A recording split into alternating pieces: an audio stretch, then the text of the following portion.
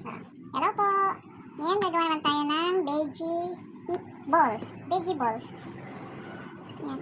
Ito, ano na to, dinurog na malunggay. Tapos, lalagyan natin ng sibuyas, kalabasa,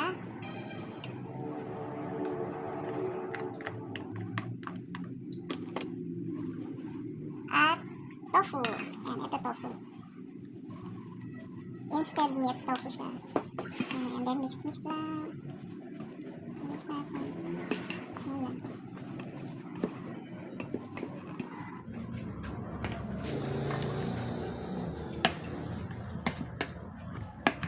And then egg.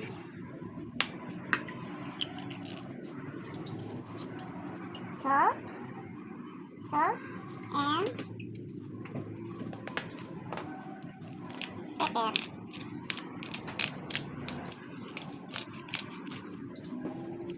Halo-halo lang po. Haluin lang ng haluin. As you can see, hindi pa siya dikit-dikit. Kaya lalagyan natin siya ng harina at cornstarch. Lagyan natin ng harina.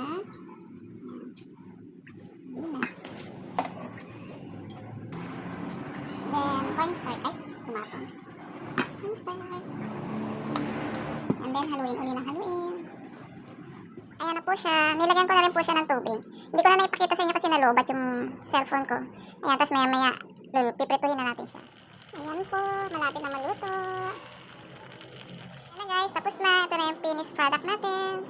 Hanggang sa muli. Bye-bye!